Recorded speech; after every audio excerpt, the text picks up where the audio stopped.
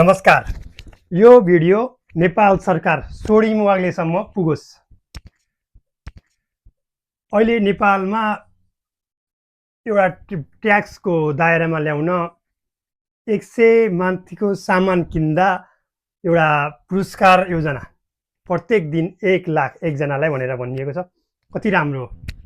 तर यस्तै कुराहरूमा ठुला कुराहरूमा चाहिँ कति पनि सरकारको पहुँच पुगेको छ कि छैन भन्ने कुरा चाहिँ मलाई लागेर म यो भिडियो चाहिँ बनाउँदैछु। कस्तो केस छ भने जस्तै एउटा कलाकार एउटा स्टेजमा नाच्छ र त्यसलाई बिल दिन्छ कि दिँदैन, र त्यो बिल त्यो कलाकारले त्यो पैसाको कुनै आफ्नो व्यक्तिगत एकाउन्टमा राखेर सरकारलाई ट्याक्स तिर्छ कि तिर्दैन, त्यो कुराहरू र लेखाजोखा गरेको छ कि छैन, यो कुरा चाहिँ परको कुरा हो। यसको खास मेन उद्देश्य मैले बनाउन खोजेको, जब विदेशमा म जापानमा छु, जापानमा एउटा कलाकार ल्याएर एउटा स्टेजमा लचायो भने कति लिन्छन्? 10,000, 20,000, 30,000 होइन। एउटा कलाकारलाई 1 घन्टाको लागि ल्याइयो भने 1.5 लाख भनिन्छ। त्यो बीचका बिचौलियाहरूले पैसा कति खान्छन्, तिनीहरूले देशलाई ट्याक्स तिर्छन् कि तिर्दैनन्, देशको कति घात गरेका छन्, त्यो कुराहरू चाहिँ अझ लेखाजोखा हुनुपर्छ। प्रत्येक कुराको डेटा राख्नुपर्छ, प्रत्येक कुराको हिसाब किताब गर्नुपर्छ।